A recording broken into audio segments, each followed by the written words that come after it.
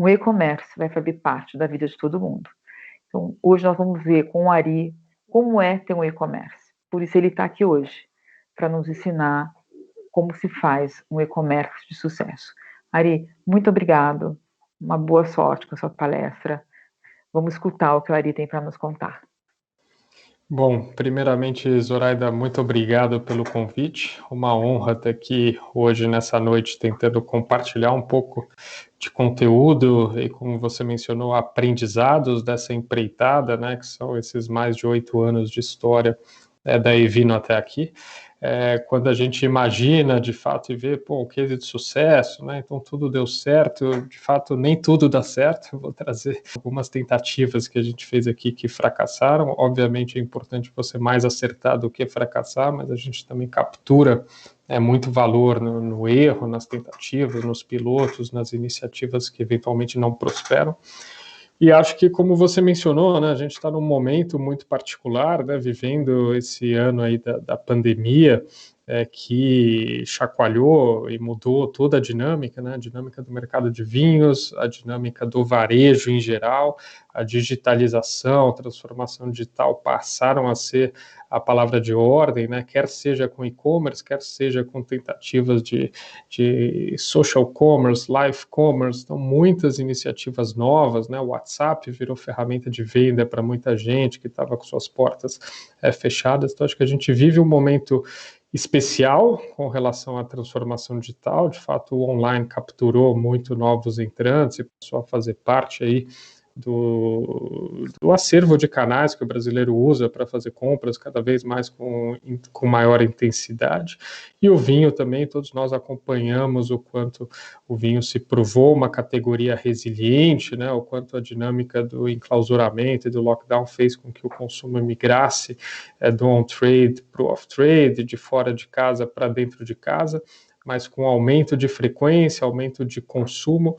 Então a gente entende que foi também um momento transformador ali, transformacional no que diz respeito ao consumo do vinho como categoria, né? E que esses dois efeitos tendem a perdurar com o tempo, ou seja, tanto a guinada dos clientes para o canal digital, quanto a redescoberta do vinho, ou vamos dizer, a inserção do vinho dentro de ocasiões de consumo e circunstâncias que talvez antes da pandemia ele não tivesse tão presente, né, dentro de casa, no almoço em família, no jantar, no happy hour. Então acho que a gente está num momento interessante de reflexão sobre todos esses pontos e vou tentar tangenciar essas reflexões aqui. Vamos lá. Então a ideia hoje é de fato a gente falar um pouquinho do case da Evino, né, e do digital, né, do e-commerce no Brasil.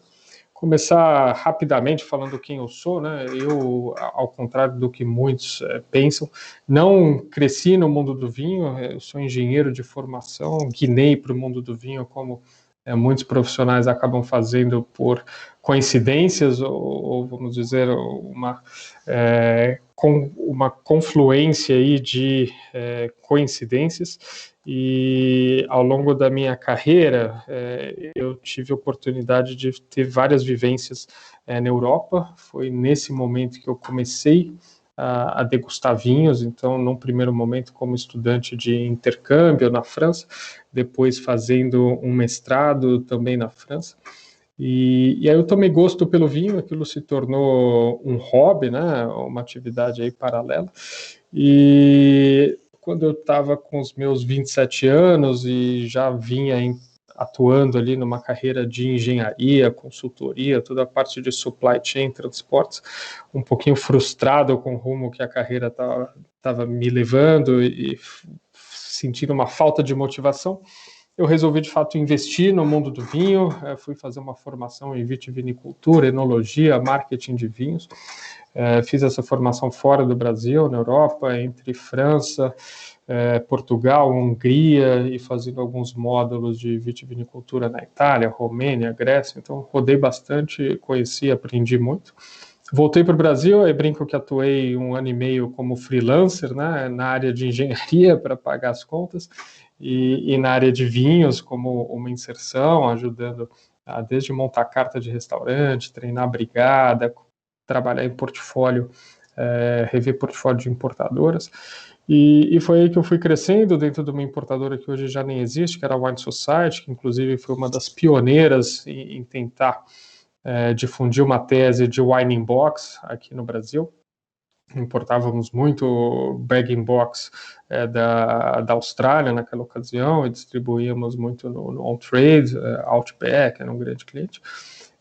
E aí, final de 2012 é quando o meu caminho começa aqui com a Evino, né? Eu encontro meu sócio até hoje, o Marcos Leal. A gente começa a discutir e esquadrinhar o que seria um plano de negócios para a Evino, e desde então um pouco da história que eu vou contar para vocês. Então, assim, primeiro, falar um pouquinho do que a gente está vendo hoje de tecnologia, de adoção de tecnologia, de como isso muda a vida, o hábito, né, das pessoas, como a gente estava falando. Então, um slide que eu gosto muito e sempre mostro é que a inovação, né, e a mudança de paradigma, a adoção de tecnologia, ela tem ocorrido de maneira cada vez mais rápida, né? Então, quando a gente vê aqui, esse gráfico ele traz a penetração de várias tecnologias em lares norte-americanos, né, ao longo do tempo, ou seja, quanto tempo as tecnologias levam para ganhar mais e mais penetração dentro dos lares norte-americanos. A gente vê ali o caso do telefone, né? Então, o telefone são décadas, né, se não séculos, para ganhar e amadurecer a penetração. Quando a gente vai para o telefone celular, o smartphone, a gente vê que essa velocidade é muito maior, né? Então, em tempos mais recentes, a taxa de adoção e adesão a essas tecnologias, ela funciona com uma velocidade cada vez mais ampla. Se a gente vai para a internet, a gente vê o mesmo fenômeno, e se a gente compara com tecnologias, vamos dizer, mais antigas, entre aspas, o VHS, né, o vídeo, o aparelho de vídeo, isso leva um pouco mais de tempo para ir ganhando penetração, naquela curva em S, ou micro-ondas, a mesma coisa. E isso não é diferente em qualquer outro negócio, né? A tecnologia está aí para, de fato, disruptar, mudar, e a gente entende que o tempo de adoção ele é cada vez mais rápido. Então, seguramente hoje a gente está falando de e-commerce, muito em breve a gente vai falar de virtual commerce, já se fala em voice commerce, live shopping, social selling. Então, assim, a bola da vez tende a sempre ganhar escala com mais velocidade, tá? Então, falando aqui quais são alguns modelos, né, inovadores dentro da indústria do vinho, acho que quando a gente fala de venda direta ao consumidor pelo meio online, a gente tem primeiro o que a gente chama de vendas, vamos dizer, avulsas, né, vendas spot, sem compromisso, isso é o e-commerce tradicional. Em paralelo a esse modelo, a gente tem o clube de assinaturas, né, onde você tem um compromisso, você paga para receber vinhos dentro de um determinado plano. E esses modelos normalmente trazem receita recorrente, então internacionalmente você tem vários. E depois você tem alguns clubes que a gente chama de clubes fechados, ou seja, você paga para ser sócio e o ser sócio te garante a abertura de portas para usufruir de uma série de benefícios. E aí a gente tem os casos mais emblemáticos aí, é o da Naked Wines, onde ele capta o que eles chamam dos angels, né? E esses angels pagam uma assinatura, com essa assinatura eles têm toda uma mecânica de crowdfunding, fomentam alguns projetos vitivinícola, e o assinante tem direito a se beneficiar comprando esses produtos. Depois você tem os marketplaces, né, que hoje, bem ou mal, acabam sendo a porta de entrada para muitos que querem entrar no digital, né? O negócio de marketplace a gente vai ver mais para frente, mas avançou muito. E aí, olhando para marketplace, a gente tem basicamente o que é monocategoria, ou seja, tem foco na categoria que estamos olhando, no caso vinhos, e o marketplace de vinhos hoje maior é o da Vivino, que foca única e exclusivamente na venda de vinhos. E depois você tem os marketplaces de multicategorias, aí você vai ter o Mercado Livre, Magalu, Amazon, todos os grandes marketplaces que vendem vários produtos, né, várias categorias, dentre elas o vinho, mas não são especialistas. E aí existem prós e contras. Então, aqui só um pouquinho desse framework para vocês entenderem do que a gente pode estar falando quando fala de e-commerce, né? Então, clube com compromisso, sem compromisso, clubes fechados, e depois o marketplace, que basicamente dá a possibilidade de vários sellers entrarem numa plataforma, né, e venderem para o cliente final. Então, basicamente, ele traz tecnologia, muitas vezes traz operação, né? Pode, do marketplace, dependendo se é o modelo 1P ou 3P, que a gente chama, o marketplace pode se encarregar de fazer toda a gestão do pedido, fulfillment, envio, etc., e visa basicamente conectar um comprador que já trafega, né, naquela loja, ou seja, ele traz embutido, vamos dizer, a clientela, o tráfego, né? Essa é a grande vantagem, e por isso a gente entende que ele acaba sendo uma porta de entrada e quebra muitas barreiras para a digitalização de um seller novo, né? Quando a gente fala da penetração do e-commerce em geral, né, a gente tem ali o número de 2020 antes de estar fechado, né, que a dúvida era, putz, a quanto ia chegar a penetração dos usuários de internet sobre a população, passou de 80%, até pelas necessidades de uso da internet para fins diversos, né, educação, acesso aos programas de auxílio emergencial do governo, acesso à informação, mas a gente já está num nível de penetração da internet bastante razoável dentro da penetração da nossa população. Quando a gente vê em termos de comparação com países, né, o Brasil fica próximo dos países que têm maior penetração da internet, né, independente do nosso, vamos dizer, avanço econômico, né, então acho que isso salta aos olhos e indica um potencial grande para o e-commerce. E acho que outra particularidade do Brasil, então a primeira é essa, uma penetração grande e crescente de acesso à internet, quer seja de banda larga, quer seja mobile, e um uso muito intenso da conexão, né? Então, o brasileiro passa muito tempo online. É um dos países onde a população mais passa tempo conectada, né? Quer seja para fins profissionais, quer seja para fins de entretenimento, né, toda a parte de social media, mas isso salta muito aos olhos, né, próximo só das Filipinas ali, que lideram, mas é muito tempo, muitas horas conectadas. Quando a gente olha o avanço do e-commerce em geral, a gente consegue ver que é uma categoria cujo faturamento, né, ele anda numa velocidade muito rápida. Quando a gente pega o dado de 2020 ali, a gente atravessou os 80 bilhões, né, de reais de vendas, então um crescimento composto muito acelerado. A gente está falando aí de 20%, quase 20% no período pré-pandemia, e de 19 para 20 mais do que isso, né?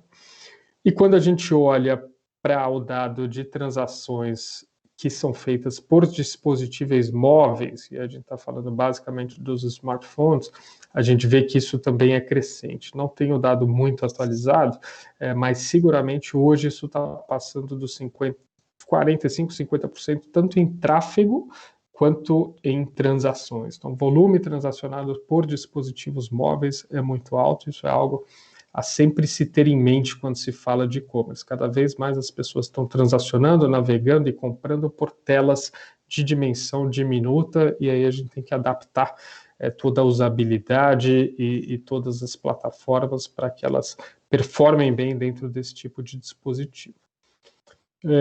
Quando a gente faz um recorte de mercado, né, e esse aqui é um dado da Wine Intelligence prévio também ao período de pandemia, o que a gente sabe é que a pandemia acelerou muito o número de bebedores regulares de vinho, né, entrada de novos clientes consumindo de maneira regular e moderada, esperamos, mas seguramente regular. Então, assim, quando a gente faz esse recorte, a gente vê que da população adulta, né, então que seria a população elegível a consumir vinho, a gente tem 66 milhões de consumidores pelo menos esporádicos. Desses, 32 são regulares. Dos 32, pré-pandemia, a gente tinha 8 milhões que já compravam vinho online, então bebedores de vinho com transações online, e dos que compram online e transacionam pelo menos uma vez por mês online, isso cai para 1,7, mas ainda assim são dimensões muito grandes, né? Os 8 milhões a gente está falando mais do que a população de vários países europeus, por exemplo, só em consumidores online de vinho no Brasil. Então, esse é um dado que também salta aos olhos, muito relevante. O mercado, vamos dizer, o mercado endereçável já de dimensões importantes e ainda com potencial de crescimento também importante. Um dado importante também que a gente vê, e esse número sim, a gente sabe que no período pandemia ele saltou para 29%, é que no Brasil a venda de vinhos pela internet, ou seja, a internet como um canal protagonista na venda de vinhos, é muito importante. Então, quando a gente vai ver dos bebedores de vinho, qual o percentual daqueles que usam, dentre outros canais, né? Aqui a gente não está falando que é exclusivamente o canal online e o e-commerce, mas dentre os bebedores de vinho, quantos usam e-commerce? No período pré-pandemia, a gente está falando de basicamente 1/4, no pós-pandemia estamos falando de algo próximo a 1/3, 30%, mas o que também fica muito claro é que se a gente compara com outros países, né, países mais maduros no consumo de vinho e, em alguns casos, mais maduros na penetração do e-commerce, o Brasil só perde para o Reino Unido, muito maduro em vinhos e também em digitalização, e para a China, onde o e-commerce está anos-luz à frente do nosso, né? Então, isso também demonstra o quanto o Brasil é um mercado já maduro no e-commerce de vinhos. Então, aqui um resumo dessa primeira parte, acho que dados relevantes para ficarem na cabeça, é que são basicamente 8 milhões de compradores online de vinho no Brasil, 1,7, ou ordem de grandeza, 2 milhões compram vinhos online todo mês. O consumidor de vinho online, normalmente, ele é mais jovem, aqui um dado também interessante, mais explorador, é um consumidor curioso, que flerta com várias marcas, que não é fiel a um produto, que quer desbravar e conhecer a categoria. É um consumidor, na maior parte das vezes, do sexo masculino, faixa de renda mais elevada, né? Estamos falando aí de classes AB, principalmente, ABC, em alguns casos, frequência de consumo superior à média dos consumidores, ou seja, ele consome mais do que aqueles que não transacionam online. E aí o ponto que eu destaquei agora é que depois da China e Inglaterra, o Brasil é aquele que tem a maior proporção de consumidores de vinho que transacionam online. Outro dado muito relevante que emerge das várias pesquisas é que preço é o primeiro driver na compra online, ou seja, quando o cliente vai comprar online, ele busca por preço, né, e preço é o critério determinante na hora dele escolher a loja ou dele escolher o produto, ele está sempre orientado a preço. Aqui, então, de novo, quando a gente vê agora qual que é o percentual das compras que são realizadas online, a gente confirma um pouco aquele número, né, o mesmo número dos 30% que, dentre outros canais, usam a internet. Aqui, quando a gente vê quais foram os canais usados em compras datadas dos últimos 6 meses, a gente vê também uma expressividade aí de 28% de compras online. Quando a gente pesquisa os sellers, né, quais são, então, os vendedores de vinho aos quais as pessoas mais recorrem para compras online, a gente vê 2 pure players, né, praticamente pure players. A Wine.com agora tem alguma atividade de varejo offline, né, lojas, brick and mortar, e Vino também vende alguns vinhos para o off-trade, né, então para os key accounts, para as redes, mas ainda são players majoritariamente online e que já ocupam posições de destaque aí, né, dentre os top 10 maiores canais, né, ou vendedores de vinho do Brasil, então isso é bastante relevante. Quando a gente olha para a pandemia, né, acho que a intro ali no preâmbulo a gente falou bastante, na pandemia o comércio de vinhos online, ele de fato sofreu uma reviravolta, né, e o que a gente vê é que foi basicamente, a gente aqui brinca que são 3 anos em um, né, então acelerou muito o negócio, muitos clientes novos entrando, mesmo do ponto de vista tecnológico, né, muito desenvolvimento, o ecossistema se reinventando, a logística se reinventando, para atender essa migração de canais, né? Então, a primeira coisa que a gente via ali é se a intenção de compra, né, online, ela aumentava, e a gente viu que sim, que aumentou substancialmente ali entre 2019 e 2020, clientes mais propensos a fazer compras por meio digitais.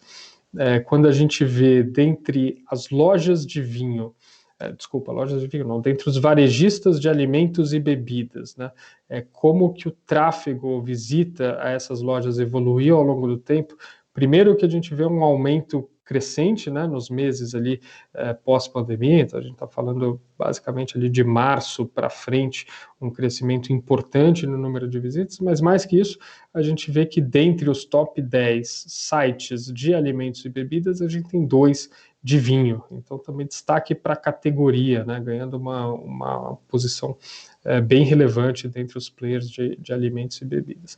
E aqui um dos gráficos que eu mais gosto e que mais ilustra, né, esse salto, de fato quando a gente vai fazer uma pesquisa no Google Trends e busca o termo vinho, o que a gente vê é que existe algum tipo de sazonalidade entre os meses, que existe sim um efeito de crescimento ano a ano, né, cada ano mais buscas, mas que uma vez que a pandemia começa, você tem um salto ali, as buscas por vinho no ambiente online, elas começam a tomar uma envergadura muito maior, né? Então, o cliente vindo para o digital buscando alternativas para comprar vinhos. Olhando ali também, então, o terceiro trimestre de 2020, num período ali em que o confinamento ainda estava bastante intenso, quando a gente vê o top of mind, ou seja, quando o cliente pensa em players e sites de alimentos e bebidas, quais são os e-commerces que lhe vêm à cabeça? A gente vê também dentre os top 10, de novo, a mesma coisa que a gente viu do ponto de vista de tráfego, em termos de top of mind, ou seja, recall de marca, awareness de marca, a gente enxerga 2 marcas de vinho no top 10, o que também não acontecia, né, em anos anteriores.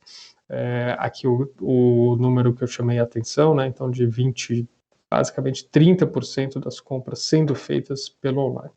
Então, passada essa introdução aí, que era mais para trazer um pouco de contexto e situar vocês em torno do que é a venda de vinho online, falar um pouco da Evino, né? Por que nós começamos esse negócio quando a gente olhou para o mercado há 8 anos atrás?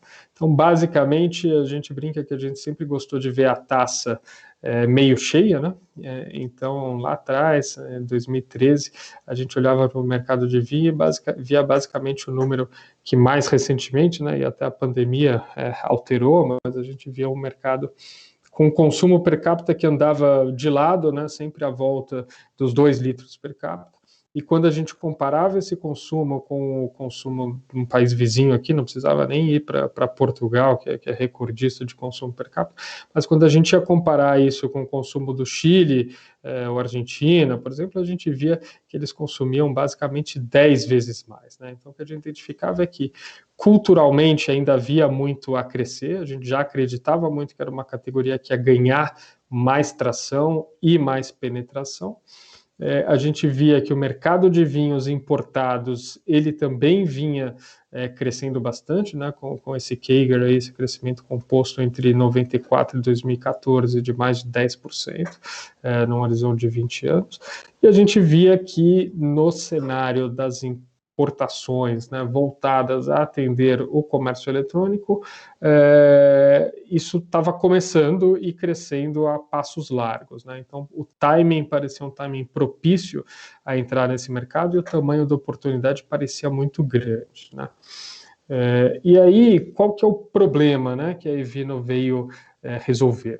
Desde lá de trás, o que a gente vê é que a maioria do vinho comercializado no Brasil é comercializado no off-trade, né, mais de 80%, agora com a pandemia isso muda, mas historicamente mais de 80% dos vinhos sendo vendidos no canal, então, fora do ponto de dose, né, no canal de autosserviço, principalmente. E a grande maioria disso em supermercados ou atacarejos, que hoje até o cenário também muda um pouco com tecnologia e com serviço, mas no qual, na maioria das vezes, o cliente se via ali de frente a uma gôndola, uma seção de vinho, sem muita assistência, né? E num mar de rótulos, né? O Brasil sempre foi muito marcado também por ser um mercado numa abundância do ponto de vista de rótulos, oferta, né? A oferta de vinhos aqui no Brasil é comparável a mercados muito maduros, né? Apesar do mercado ainda não estar nesse patamar. Então, o cliente médio ali,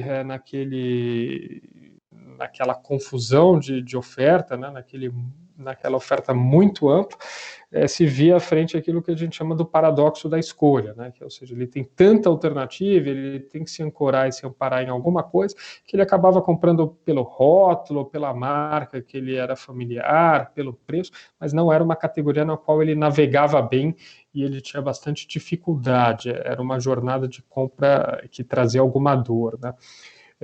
Uma parte dessa dor vinha justamente da dificuldade do cliente perceber a simetria de preço, né? Então, o cara está na gôndola do supermercado, por que tem um quiante que custa R$50, outro quiante que custa R$300, né? Então, entender as nuances de produtor, terroir, as variedades viníferas para o cliente médio, denominações de origem, não era tão trivial.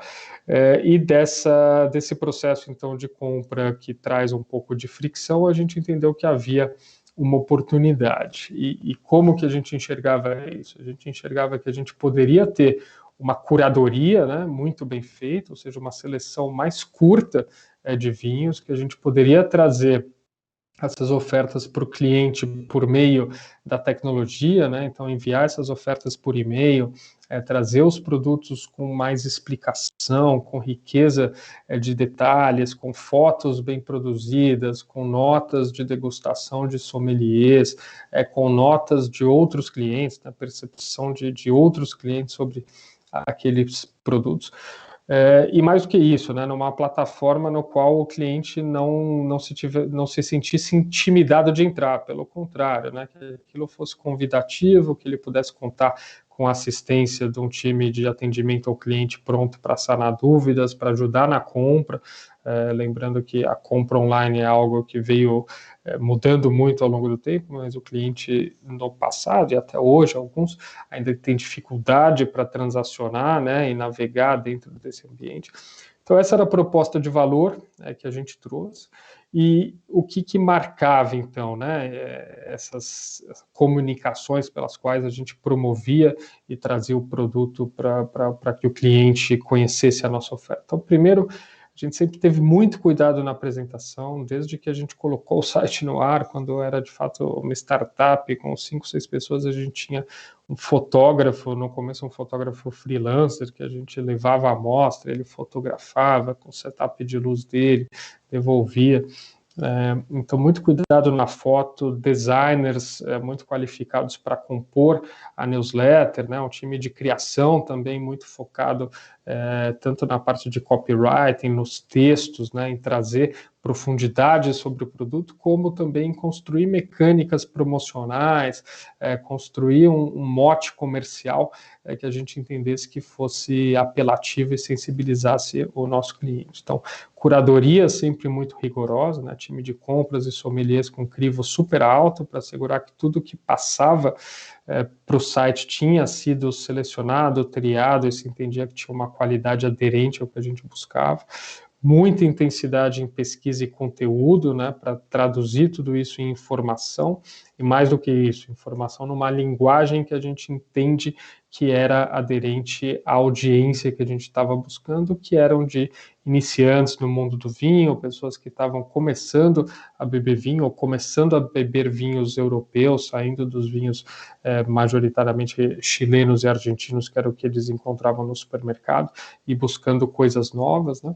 E um outro pilar muito importante de escassez, né? Então a gente sempre trouxe esse leque mais enxuto de possibilidades, né? Então uma curadoria que de alguma maneira limitava as possibilidades, mas um leque de produtos que estava sempre sendo renovado, ou seja, essa questão até que a gente falou da descoberta, da curiosidade, a gente tentava saciar com uma curadoria muito intensa e trazendo sempre novidades, mas junto com a novidade vem a escassez, que por sua vez é aquilo que muitas vezes dispara a compra por impulso, né? Então a gente sempre trabalhou muito a marca, né, a questão da apresentação em todos os touchpoints, nas newsletters, nos push notifications, nos banners que a gente produz para trabalhar nas várias mídias, né, programático, display, etc. E vamos dizer, nossa estratégia de crescimento sempre foi uma presença online muito intensa, né? Então a gente sempre se valeu de tudo que o ecossistema digital traz do ponto de vista de mídia, né, e de mídia de performance. Já testamos inúmeros canais, o que vocês imaginarem de canal a gente já testou, até Twitter, Tinder, inúmeros formatos. A turma que sempre desbrava e testa. Alguns obviamente funcionam e a gente mantém, outros não funcionam tão bem, a gente acaba deixando ao longo do tempo. Mas essa presença online sempre foi o que nos garantiu tráfego e captura de novos leads, de novos prospects, de novos clientes, sempre muito ancorado nesse viés promocional, né? Aprendemos que preço é um driver de compra importante na internet em geral, e são essas ferramentas que sempre trouxeram o cliente para dentro de casa. Construímos um site que a gente sempre entendeu que tinha uma usabilidade, né, muito adequadas, então time de tecnologia muito focado em construir a experiência dentro do site, navegação, checkout, carrinho, vitrines, páginas de campanha, páginas de categoria que fossem muito intuitivas, muito fácil de navegar, sempre com esse cuidado de remover a fricção. E depois com a questão ali do aplicativo, né? Então a gente sempre pensou na experiência mobile, na experiência para os devices móveis, né? Smartphones principalmente. Isso começou na experiência web responsiva, então nosso site responsivo que se adapta bem, se molda para os vários formatos de tela, mas depois disso com os aplicativos nativos iOS e Android que a gente foi precursor, né, aqui pioneiro no mercado brasileiro em app de venda de vinhos.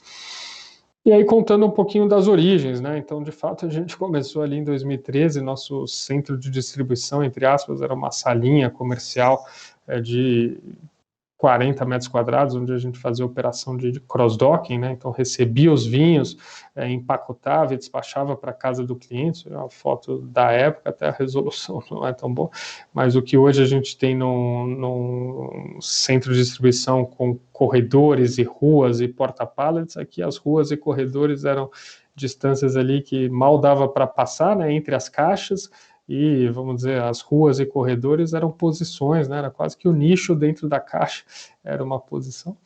Aqui também imagens do começo, né? Ainda com startup, o time todo dentro de uma sala.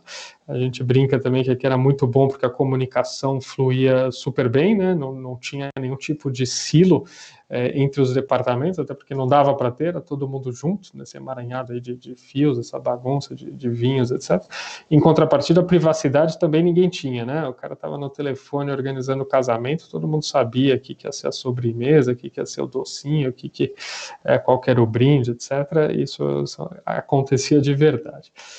Aqui em 2015, um ano super importante para a gente, foi o ano que a gente decidiu, como eu falei, apostar e lançar um aplicativo. Optamos por primeiro desenhar a experiência do iOS, lançar um aplicativo nativo para o iPhone.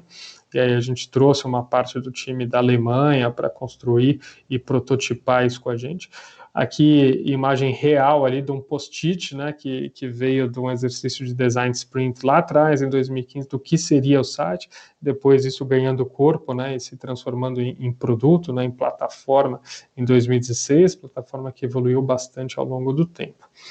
E agora falar para vocês algo que eu costumo sempre trazer, que são os pilares de uma loja online, né? O que é uma loja online? E a gente aqui enxerga 4 pilares fundamentais para uma loja online. Alguns deles podem ser terceirizados e cada vez mais o ecossistema digital evolui e tem soluções, né, para você terceirizar isso e manter aquilo que você acredita que é core para o seu negócio.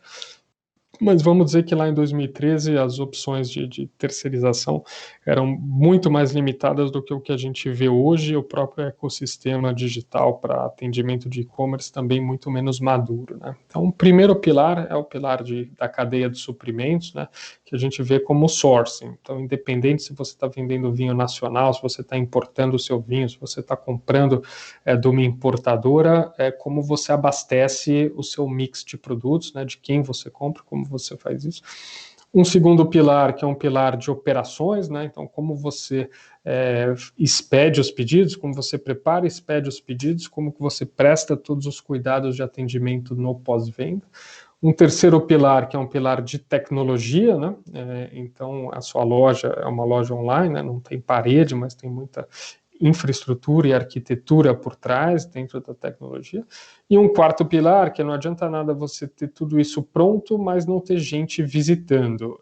Então, para você trazer tráfego, você tem que ter um pilar de marketing para trabalhar SEO, SEM, canais de performance, etc. E é por meio desses pilares que a loja online vai ganhar corpo, né, e que você vai trabalhar os P's do marketing e vai trabalhar então o seu sortimento, seu preço e a experiência e a jornada de compra de maneira mais transversal dos clientes, né? Mas o que isso quer dizer? Quer dizer, basicamente, no nosso caso, né, que a gente estava construindo uma importadora de vinhos, que a gente também estava construindo um operador logístico, né, e uma empresa quase que de call center, que a gente tem dentro de casa uma software house para desenhar as plataformas e os produtos, e que a gente, então, assim, no caso específico Evino, optamos sempre por manter esses 4 pilares internalizados dentro de casa, entendemos que os 4 são core do nosso negócio, optamos por nunca terceirizar nenhuma dessas atividades, o que implica, então, no último pilar, em ter quase que dentro de casa uma agência de marketing, né, uma house de marketing digital dentro de casa para produzir conteúdo e operar os canais. Então, uma coisa que a gente também menciona, quando a gente vai olhar toda essa frente de marketing, de como se traz tráfego, como se trabalha o tráfego, a gente olha muito funil, né? Então, o funil de vendas que no offline ele tem, e no B2B ele tem um determinado formato, mas quando a gente olha no online, basicamente a gente corta esse funil entre tráfego, né? Então, atrair tráfego, isso pode ser, como eu falei, por mídia, né? Mídias sociais impulsionadas, orgânicas, portais, tem toda a parte de Search Engine Optimization, Search Engine Marketing, então investimento em Google, otimização de link building, etc., para trazer tráfego. Pode ter um pilar de conteúdo, né? Então, toda a parte de content marketing, inbound marketing, tudo isso a gente está trabalhando topo do funil. Depois, uma vez que você consegue fazer com que esse tráfego te visite, aí você tem que trabalhar as campanhas, as landing pages, né? Então, a experiência no site ou nos apps. Finalmente, você, uma vez que já capturou esse lead, aí você pode tentar ativá-lo por, vamos dizer, canais mais baratos, né? Ou quase gratuitos, uma vez que o cliente se predispôs a compartilhar com você o e-mail, o telefone, etc., você pode acessá-lo por N outras maneiras. E aí, por último, você tem toda a parte de garantir que esse cliente também se torne, né, quase que um embaixador da sua marca e perpetue esse ciclo aqui como alguém que pode multiplicar. Então, falando de fato, essa frente de marketing, são 2 pilares muito importantes: performance, trazer clientes, CRM, garantir que esse cliente que você trouxe ou que fez uma primeira compra, ele vá ter uma recorrência, né? Então, a gente fala de extrair produtividade da base ou monetizar a base. Às vezes é caro adquirir um cliente e você só paga por esse cliente se for um cliente que vá de alguma maneira ter um relacionamento de prazo mais médio ou longo com você. O marketing de performance, ele fica aqui tangibilizado basicamente em peças de display, peças para usar em social media. E um ponto muito interessante que a gente nota é que, especificamente na categoria de bebidas, a gente vê que o e-mail marketing é uma ferramenta muito adotada e muito poderosa, né? Aqui do tráfego, então, de clientes que visitam e-commerces para compra de bebidas em geral, não estamos falando especificamente de vinhos, mas aqui é vinhos e destilados em sua maioria. A gente vê que o e-mail tem um papel fundamental, então os clientes basicamente respondem bem, né, a esse tipo de mídia, e é algo que a gente também veio refinando muito ao longo do tempo, trabalhando e-mail para que ele seja responsivo, trabalhando e-mail para que ele traga informações relevantes, como eu falei, fotos relevantes, e mais do que isso, toda a frente de segmentação, né? Como eu segmento oferta, como eu segmento minha base de clientes, para que eu seja o mais assertivo e relevante. Então, o que a gente fala hoje também, a Evino ou qualquer e-commerce, não compete mais só com o seu concorrente direto. Eu não concorro só com a Wine, eu concorro com o Magazine Luiza, com o Netshoes, com a Amaro, com N outros players, porque eu concorro pelo espaço no inbox do cliente, né? Eu concorro pela atenção do cliente quando ele vai ver as promoções, né? Então eu tenho que ser muito relevante, né? Então a gente brinca aqui que a comunicação tem que ser muito contundente, ela tem que ser muito consistente, ela tem que ser muito constante. Eu tenho que garantir que a minha marca esteja presente, eu tenho que garantir que a mensagem seja coerente nos vários canais ou pelos vários meios de relacionamento que eu tenho com esse cliente.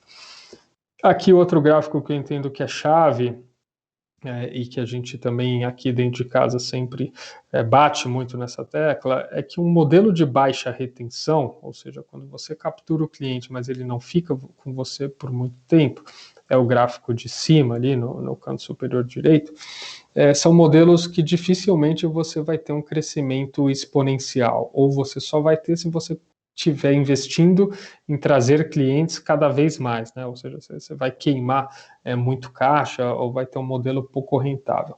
Ao passo que modelos de alta retenção, onde o cliente que entra, ainda que uma parte mingue ao longo do tempo, né? A gente vê ali algum tipo do que a gente chama de churn, né? Aquelas curvas de novos clientes, a produtividade de um cliente que foi adquirido no mês N, no mês conseguinte, ela diminui, mas diminui numa proporção menor. Então, no modelo de alta retenção, você escalar exponencialmente é possível, porque cada novo cliente que você traz, ele vem on top de uma base que tem uma atividade interessante e com isso você consegue gerar um crescimento acelerado.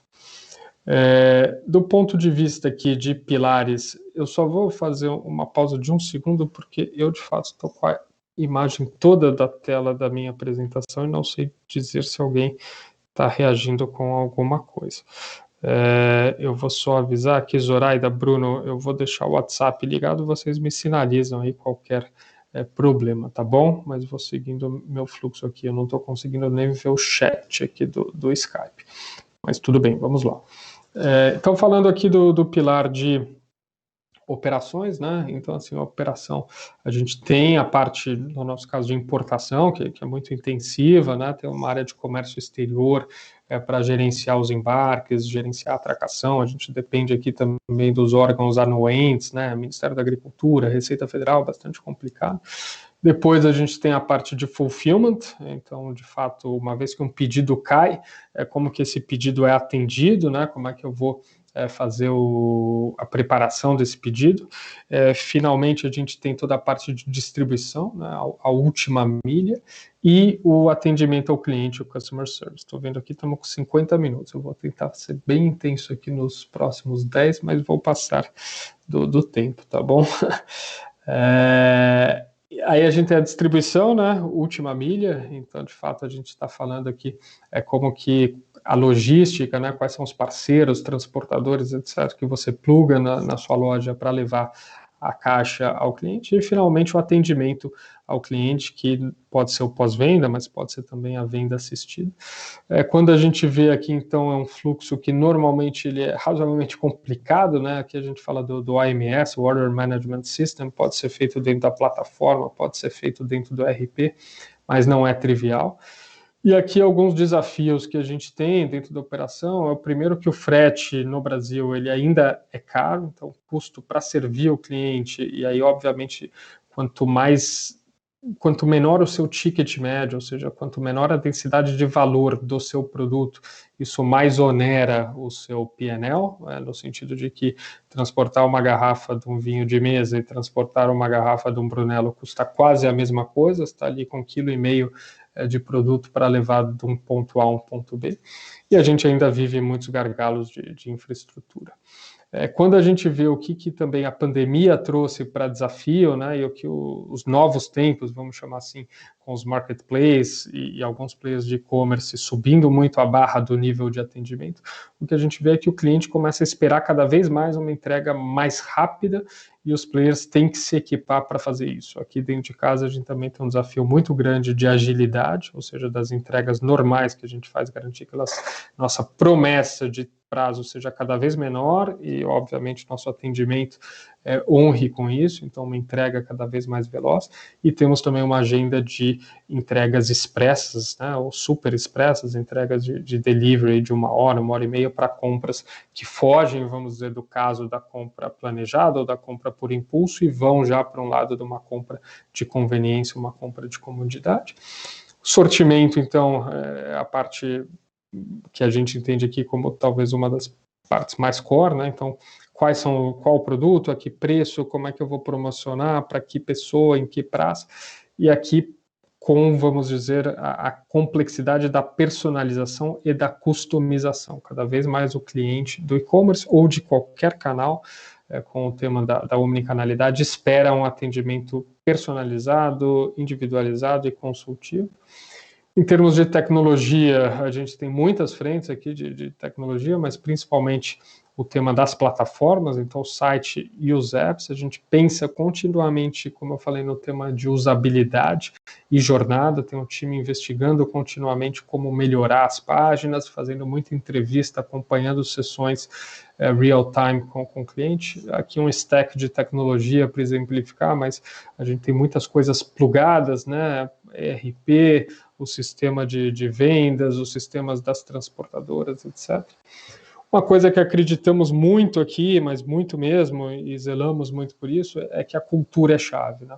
Então a gente construiu a nossa empresa, temos expertise, entendemos ter expertise dentro desses 4 pilares que eu narrei para vocês, que são os pilares core do e-commerce, mas mais do que isso, nada funcionaria se a gente não tivesse uma cultura corporativa que é a cola aí, né, que é o elemento transversal que vai garantir que a gente seja essa empresa sempre inovadora, que a gente esteja sempre se questionando, que a gente esteja sempre se provocando, né, a crescer. Então, basicamente, nossa cultura aqui tem 3 pilares, um pilar de pessoas, um pilar de inovação e um pilar de empreendedorismo ou intraempreendedorismo, que são muito importantes, né? E aí, com isso, aqui a gente tem os nossos motes, um mote de aprender juntos, um mote de nunca se acomodar, então está sempre questionando, revisitando, não se acomodar com o status quo, um mote de avançar rapidamente, então priorizar velocidade, às vezes até em detrimento de perfeição, né? Ótimo é inimigo do bom, é um pouco do resumo aqui. E valorizamos muito as pessoas e o ambiente. Então, aqui é uma organização muito pouco hierárquica, de muita transparência, muito diálogo e muita colaboração. E aí, exemplos, né? Então, um pouco desses temas de cultura que eu trouxe. O primeiro pilar aí de aprendemos juntos é teste. Então, assim, a gente está sempre disposto a testar e a gente sempre guarda, vamos dizer, algum budget para inovação ou para teste, né? Então, isso fica muito claro nos canais de marketing, né? A gente começou praticamente só com um canal, ao longo do tempo foi adicionando novos, alguns deles ficaram, outros saíram. Aqui a gente tem nossos testes com branding, acho que apareceu ali atrás um slide com a figura do Jacan, né? Então, trabalhar com uma celebridade, fazer campanha de TV, vai ter um slide com isso. Foram testes, aprendemos, entendemos que não é para a gente, ou que não é para agora, e deixamos de lado. Mas esses testes são muito ricos, né? E é basicamente com essa tentativa e erro, em alguns casos, né?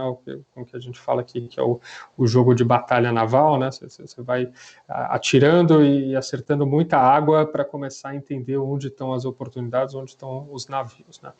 Outro teste que a gente fez lá atrás e que estamos retomando agora no formato diferente, né, um teste de venda direta. Então, será que a nossa audiência, será que os nossos clientes, ou será que existem pessoas que poderiam, aqui era um teste de venda direta mononível, né, que teriam interesse em ser representantes, embaixadores e fazer a venda dos produtos Evino inspirado em Natura, Avon, Tupperware, etc., e o que entendemos aqui foi que não funcionou. Então, mais uma experiência, mais um aprendizado. Na época não funcionou, temos um bom diagnóstico.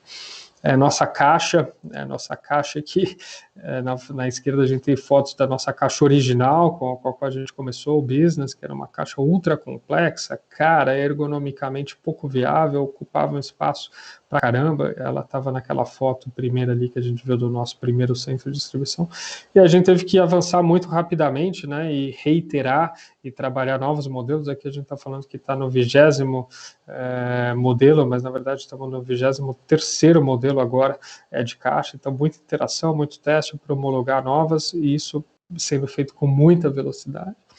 Clube de vinho, isso aqui a gente também avançou muito rápido, né, via um formato que estava se consolidando em outros países, um concorrente que trabalhava muito forte, nos predispusemos a fazer e lançamos o clube muito num caráter de piloto, né, no que a gente chama de um MVP, então um Minimum Viable Product, na qual a gente não tinha um motor, vamos dizer, de assinaturas, né, não existia um motor de recorrência. Basicamente, todo mês a gente tinha que fazer a captura dos cartões de crédito dentro de uma base, fazer uma força-tarefa, todo o time ia lá para cobrar o cartão de crédito, e mesmo na hora de expedir, a gente vê que tinha alguns gargalos e que a operação não estava 100% azeitada para fazer essa expedição on time.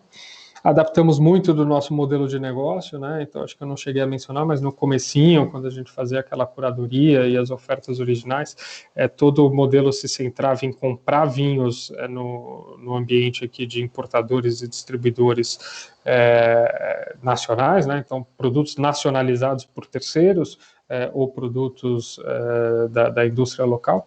E ao longo do tempo a gente foi vendo que para escalar a gente começava a esbarrar em ou escassez de ofertas ou limitação de disponibilidade de produto, ou seja, a profundidade de estoque dos itens que passavam no nosso crivo, ela era pequena frente ao tamanho da audiência e da demanda que a gente ia começando a encontrar, e aí a saída foi começar a importar diretamente, né? Isso foi algo crucial ali dentro do nosso modelo de negócio. A gente começou a acelerar o pilar de importação. Hoje 98% de tudo que a gente vende são produtos de importação direta, no qual o time Vino se encarrega, né, como eu falei, da gestão dessa cadeia de suprimento do começo ao fim.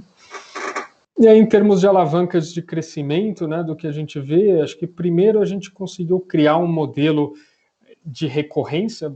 Então, assim, by design, né, por natureza, o vinho é um produto de alta recorrência, felizmente, né, a gente fala que, pô, o cara compra a garrafa de vinho, ele bebe a garrafa de vinho, né, ele compra uma geladeira na Magazine Luiza, o tempo para ele vir a trocar essa geladeira é muito maior, né, então, felizmente é uma categoria já que se assemelha aí a um FMCG em alguma medida, mas em torno dela a gente foi capaz de criar então esse modelo de muitas novidades, dessa escassez que a gente falou, né, escassez programada, e que faz com que o cliente esteja sempre curioso e de fato ele engaje muito conosco, né, nos acompanhe muito mesmo nas campanhas promocionais. A gente tem um marketing digital e muito veloz, né, então aqui eu sou engenheiro, meu sócio é engenheiro, a gente tem dentro da cultura ali um pilar também de data, né? Data-driven muito forte. Então a gente mensura cada centavo que é gasto aqui, a gente acompanha resultado de maneira obsessiva, né? A cada hora a empresa inteira recebe notificação com qual que é a receita, qual que é a margem, quais são os ofensores, o que está funcionando bem. Esse tema do testar sempre, né, e testar sempre está muito conectado a uma cultura que, vamos dizer, tolere erros, né, você não pode testar se você não tolerar fracasso e não dar espaço para a inovação e para o erro, e com isso a gente testa novos canais, modelos de negócio, formas de atender cliente, novas tecnologias, isso a gente sempre tem espaço para teste. E o que eu mencionei do foco em retenção, né? Então não adianta adquirir o cliente, acho que é chavão falar que é mais barato manter do que trazer um novo cliente, mas isso significa no nosso caso que a gente olha a jornada do começo ao fim, olha todos os pontos de contato, né, dentro das plataformas, toda a parte de entrega, a gente é obsessivo com o Net Promoter Score, com nossas notas no EBIT, Reclame Aqui, qualidade do atendimento do nosso Customer Service, são temas que a gente monitora todo o tempo.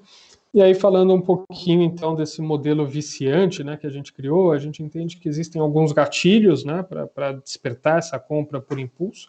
Às vezes a compra é planejada, às vezes ela vem de uma iniciativa do cliente, que já tem a Evino, vamos dizer, como destino para a compra de vinhos.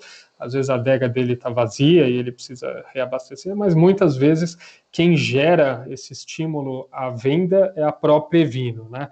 E aí a gente usa, então, push notifications, SMS, e-mail marketing de maneira muito intensa e com aprendizado aí ao longo do tempo do que funciona, o que não funciona, e de maneira também, como eu falei, cada vez mais segmentada e assertiva. A gente construiu essa experiência, isso fala muito com o nosso aplicativo, que é muito bem reconhecido pelo mercado. Então, uma experiência muito fluida, né, no sentido de tirar os atritos, tirar a fricção, garantir que a jornada de compra é super intuitiva, rápido e fácil, o app carrega rápido, a gente tem, desde quando isso nem era tão voga, né, mas integração com todas as wallets, né, então Apple Pay, Google Pay, Samsung Pay, para que a compra seja feita de fato com poucos cliques.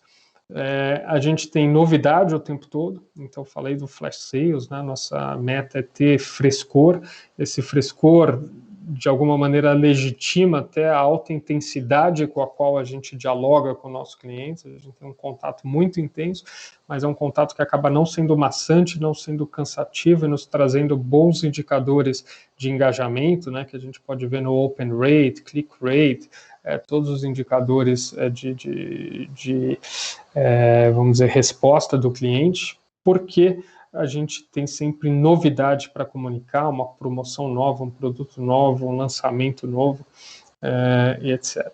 Do ponto de vista do marketing, a gente falou, então, muito data-driven, né? O nosso perfil, se você for para o marketing, parece mais uma frente de engenharia até do que uma frente de uma agência de marketing, né? Então, obviamente, temos pessoas com perfil mais criativo, artístico, mas o grosso são engenheiros, matemáticos, pessoas de ciência de dados, etc. O tracking end-to-end, então mensuração, acho que uma das vantagens do comércio eletrônico é que dá para mensurar muita coisa e tudo é real-time, e a gente acompanha isso na vírgula. Então aqui é um pouco do que era o nosso BI, né?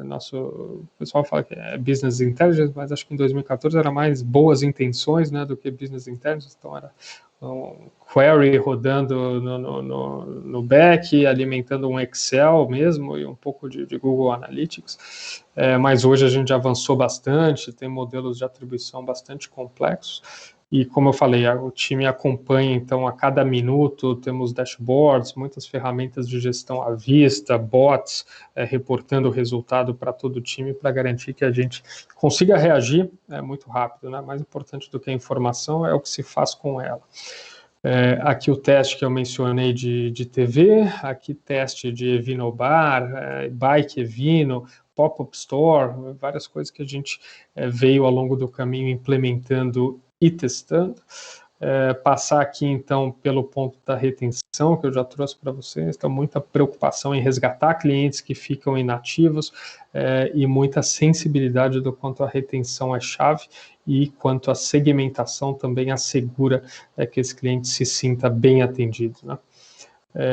Aqui todos os indicadores que eu falei que a gente monitora com relação à experiência de compra e pós-venda, né? Então, entregas no prazo, hoje passam de 98%, nossa nota no Reclame Aqui flutua entre 8,3 e 8,9, EBIT hoje não é nem ouro, é diamante, índice de satisfação com o nosso customer service, quando o cliente fecha um ticket, vem flutuando mais recentemente na casa dos 98%. Então, de fato, um acompanhamento muito próximo desses indicadores, que a gente sabe que são chave em gerar uma recompra e em também garantir que a nossa marca é bem vista pelos clientes, o que pode gerar word of mouth, né, de alguma maneira, disseminação da nossa presença. Mobile, acho que eu deixei o recado, né, que mobile é fundamental, as experiências tendem a caminhar cada vez mais para o ambiente, para os devices mobile, já é uma realidade. A gente brinca que há poucos anos nós éramos mobile first, no sentido que a gente pensava sempre a experiência voltada para dispositivos móveis, e hoje a gente está se tornando quase mobile only. Ou seja, a gente pensa só no mobile e depois pensa no desktop, porque a gente sabe que ainda tem gente interagindo mais com o canal web, né? Aqui um pouco de números para vocês terem sensibilidade de como nossa base de clientes aumentou ao longo do tempo. Hoje são mais de 1.200.000 clientes servidos ao longo dos 8 anos, mais de 30 milhões de garrafas distribuídas nesse tempo. A gente vê que a Evino também, com origem nessa estratégia de marketing, hoje é um player muito relevante do ponto de vista de top of mind, né? Então os clientes respondem à marca Evino, reconhecem a marca Evino, é o principal líder online dentre os varejistas de vinho. E aí eu tenho um capítulo que eu posso tentar fazer em 5 minutos. Zoraida, se quiser reagir aí no WhatsApp, não sei se a gente está muito estourado, se tem 5 minutinhos, eu passo aqui rapidamente por 5, 6 slides que eu acho interessante. Bom, vou passando aqui, qualquer coisa, alguém grita aí, a gente encerra. Vamos lá. Então, rapidamente, só falando um pouco aqui, acho que a gente passou no comecinho dos formatos de negócio, aqui falando só de movimentos recentes ou constatações recentes, tá? Então, assim, o que a gente vê aqui é um pouquinho do ecossistema de e-commerce com um framework que basicamente segmenta por B2C, B2B, B2B2C, o que é online, o que é offline. Mas você está escutando, Ari? Agora sim, estou ouvindo. Então, eu estou fazendo pelo WhatsApp. Se eu falo, as pessoas escutam também. Tá bom. Quer encerrar e a gente passa para perguntas, então? Eu acho que sim. Você quer? Tá bom. Vou só concluir aqui 2 minutos, então, mas só... Então, assim, movimentos recentes, tá? Se atentem menos ao gráfico aqui, mais as movimentações. Então, a primeira, grandes varejistas, né? Varejistas generalistas atacando com muito mais força. Ari, Oi. O pessoal que está escutando quer que continue. Então tá bom, então vamos seguir aqui. Mas eu prometo que é rápido. Tá bom. Então, assim, de movimentos relevantes, mais recentes, a gente vê grandes varejistas, né, acelerando muito a digitalização e, obviamente, dentre as categorias, né, servidas, o vinho está presente, com maior ou menor especialidade ou intensidade. Depois a gente vê, e aí a pandemia mudou muito esse quadro, né, mas os importadores tradicionais também migrando para a venda direta ao consumidor e para a digitalização. O que a gente vê mais recente também são os super apps ou os deliveries, né, que passam a ser uma realidade. Aqui, em relação ao que era o ecossistema quando a gente entrou no mercado, isso não existia, né? Então, o que a gente vê hoje, Rappi, iFood, Uber Eats, James, etc., servem alimentos, servem toda a parte de groceries e, óbvio, dentre elas, vinho. A gente vê uma presença cada vez maior dos marketplaces. Então, assim, se a gente perguntasse para um cliente, você esperaria ou imaginaria encontrar vinhos no Magazine Luiza, ou até no outro extremo, no Fast Shop, há 1 ano, 2 anos, ninguém imaginaria que ali haveria esse tipo de produto, e hoje o vinho, os grandes marketplaces, né, trabalham com uma enormidade aí de categorias, falando de B2W, Americanas, toda a parte via varejo, Magalu, Meli, Amazon, o vinho está ali presente, e como eu falei, ele diminui muito a barreira de entrada para quem quer se digitalizar e explorar o e-commerce. Então aqui acho que os grandes 4 movimentos, os grandes varejistas se digitalizando, os importadores ou players mais tradicionais de vinho investindo e se profissionalizando no digital, os deliveries, né, então a entrega expressa de vinhos se tornando uma realidade puxada pelos super apps, mas também com alguns apps especialistas. A gente tem todo o tema de omnicanalidade, né, ganhando corpo, então alguns players tentando trabalhar multicanal, mas com integração, ou seja, o cliente é visto como uma única entidade, existe inteligência de segmentação entre os canais offline e online. O que eu trouxe ali de trás, de que a conveniência é chave, né, e que o nível de serviço está aumentando, puxado por grandes e-commerce e grandes marketplaces, mas o ecossistema como um todo tem que reagir, tem que se adaptar. Mercado cinza, infelizmente, é uma realidade, a gente conhece toda a parte de descaminho, contrabando, e muitos deles acabam encontrando nos marketplaces um canal aí de escoamento desses produtos. Automação de marketing é uma realidade cada vez mais presente. O que eu falei do mobile first para mobile only, cada vez mais olhar o mobile. Carteiras eletrônicas e Pix, né? Então novos modos de pagamento, e aí aqui a gente vai para um capítulo mais de tendências de futuro de tecnologia, que acho que ainda estão um pouquinho mais distantes, com o Internet of Things, adegas integradas, adegas inteligentes, toda a parte de inteligência artificial a serviço do CRM ou de segmentação de preço, bots sommeliers, realidade virtual a serviço também do e-commerce, voice commerce que a gente falou rapidamente, o 5G que per se não é nada, mas cuja velocidade de navegação basicamente viabiliza algumas dessas outras frentes que a gente tratou, passive commerce, né, que é a faculdade dos e-commerce terem modelos preditivos muito mais assertivos e com isso quase que fazerem a venda antes até do cliente saber que ele quer comprar. Digitalização da jornada B2B, aqui sim acho que é muito relevante, a gente vê grandes players da indústria, né? Estamos falando de Unilever, Procter & Gamble, Ambev, digitalizando a jornada B2B, isso vai cair também no vinho. Hoje a maior parte da digitalização está com uma jornada B2C, mas o B2B seguramente vai ser alvo também de digitalização.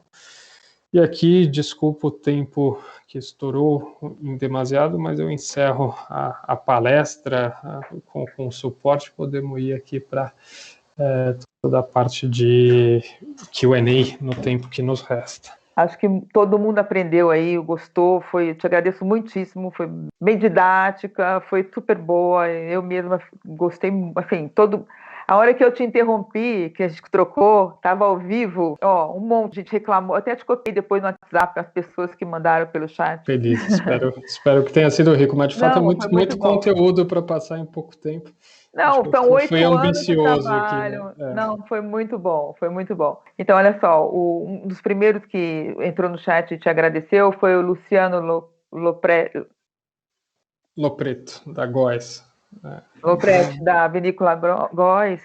Grande amigo nosso aqui, parceiro.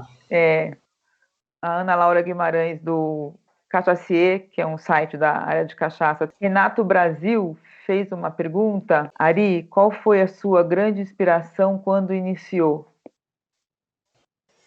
Bom, a grande inspiração e vamos dizer, a missão que a Vino sempre carregou foi, de fato, essa missão de democratizar o consumo do vinho, né? Acho que eu mencionei rapidamente que eu caí no mundo do vinho aí por uma série de felizes coincidências, né? Hoje posso dizer que feliz, mas por acidente, e vivendo na Europa, vivendo na França, vi que o relacionamento com a categoria, né, com o vinho era muito diferente do que se via aqui, né?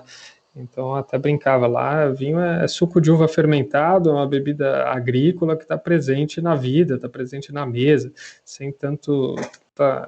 Óbvio, existem conhecedores e amantes que vão conhecer as nuances e tal, mas na maior parte dos casos é uma bebida que tem por prerrogativa alimentar, regar momentos felizes, etc. E eu não via esse mesmo relacionamento com a categoria aqui no Brasil, né? Via isso como algo mais distante, mais proibitivo, possivelmente até se não tivesse tido essas minhas incursões fora daqui, talvez não tivesse nutrido a mesma paixão pelo vinho que eu tive a ocasião de jovem ali descobrir.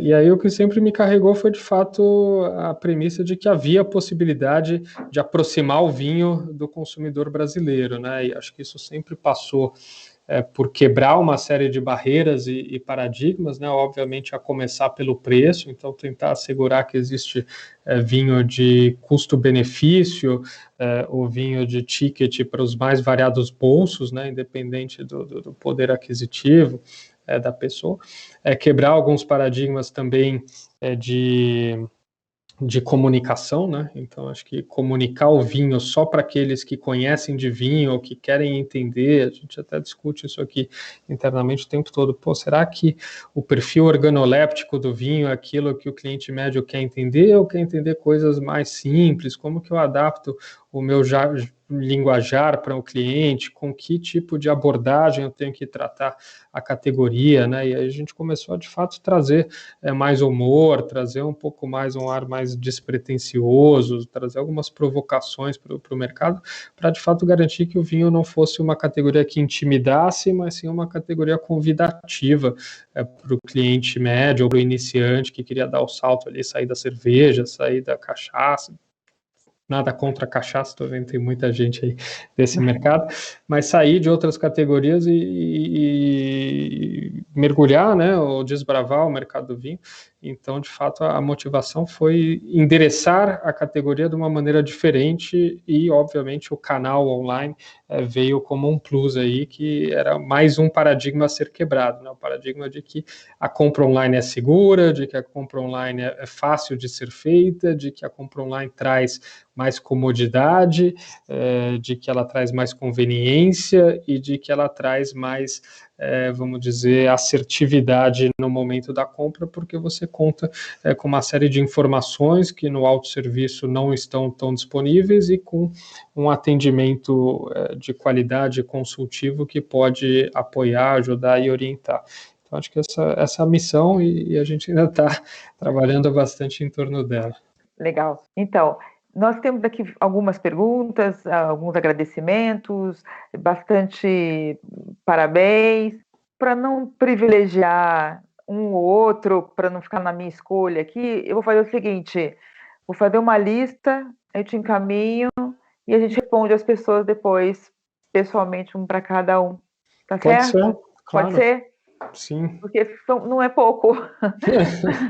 Senão a gente vai ficar aqui até umas 11 horas, meia-noite, respondendo Perfeito. todo mundo. Fazemos assim. Olha, Ari, super obrigado. Foi, assim, realmente acrescentou para todo mundo. Eu acho que valeu muito a pena para todos. Super, super obrigada.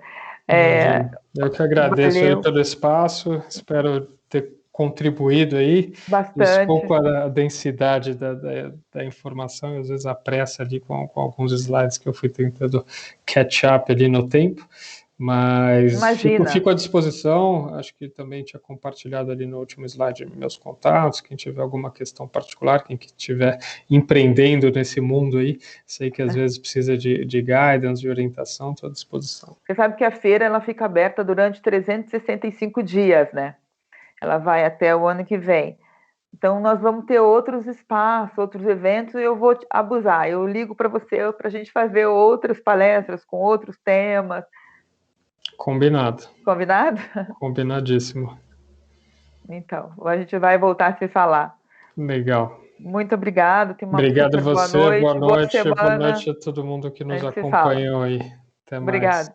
Tchau, tchau. Boa noite. Eu convido você a vir participar dessa nova plataforma e dessa nova experiência. Vem com a gente.